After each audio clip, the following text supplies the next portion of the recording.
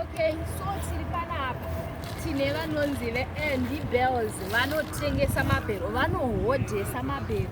Mabhero anobva kuChina, Australia, UK nemuno muAfrica kunana Mozambique kwese kwese vanohodhesa mabhero. Unokosarodzewo kuti unoda bhero rakaita sei, unoda bhero remadress here, unoda bhero remahudi here, unoda remasocks here, unoda rechi rauri kungoda zvese zvaunoda vanokupa ende vanodhelivhara kwese kwauri. Uri kwamutare uchida bhero izvezvi tinongokugira wotengesa uri kwamutare ikoko, kana uri kumasvingo, kana uri Bulawayo, kwese kwaunoda vanoda kubatai.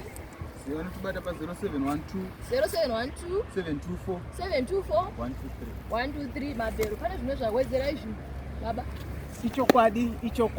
Ichokwadi vana mai makangogara henyu kudzimba, henyu nomukana wokuitawo something kubatsira vana baba vari kungwavha.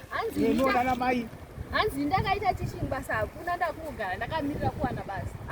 Unogara kusvika rini?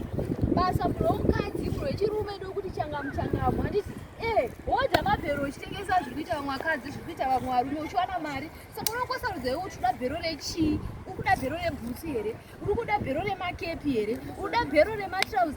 Rauri kungoda bhero raunoti iri ndo randiri kuda iri.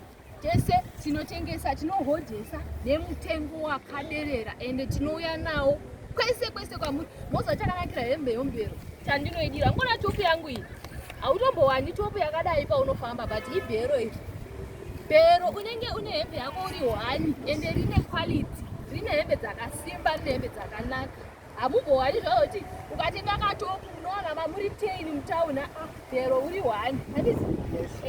ichokwadi. Dzokorodza namba. Unotibata pa0712 0712 724 724 123 123. Tiri muno muHarare asi tinouya kwese kwamuri, kwese kwamuri, free delivery.